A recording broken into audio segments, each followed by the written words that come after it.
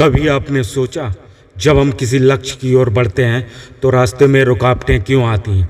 क्योंकि हर मंजिल तक पहुंचने से पहले हमें संघर्षों का सामना करना पड़ता है। जीवन एक सीधी रेखा नहीं है, यह उतार चढ़ाव से भरी एक रथ यात्रा है। और हर रुकावट, हर मुश्किल, हर ठोकर दरअसल हमारी परीक्षा नहीं बल्कि हमारी तैयारी होती है।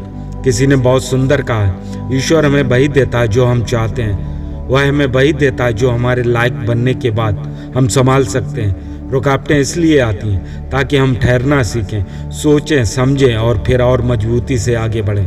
अगर हर चीज़ आसानी से मिल जाए तो मेहनत का महत्व कौन समझेगा? सोचिए, अगर पहाड़ समतल होता तो कोई चोटी का अर्थ ही नहीं होता। अगर नदी के रास्ते पत्थर ना हो तो उसकी धारा कभी इतनी सुंदर नहीं बहती।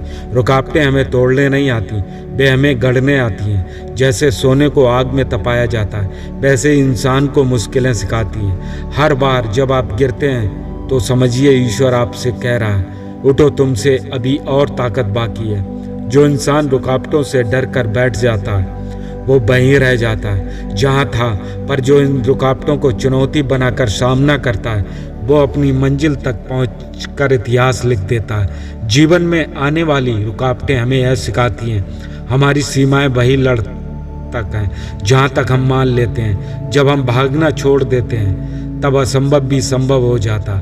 इसलिए जीवन में अगली बार कोई कठिनाई आए तो शिकायत मत करना, क्योंकि वही कठिनाई आपको एक नया रूप देने आई है। रुकावटें संकेत हैं कि आप सही दिशा में बढ़ रहे हैं, क्योंकि कोई भी रास्ता अगर आसान है तो वह शायद कहीं नहीं जाता। एक बात और, रुकावटों से घबराओ मत, क्योंकि वही तुम्हें वह इंसान बनाएगी जिसकी कल्पना तुम खुद ने भी कभी नहीं की होगी।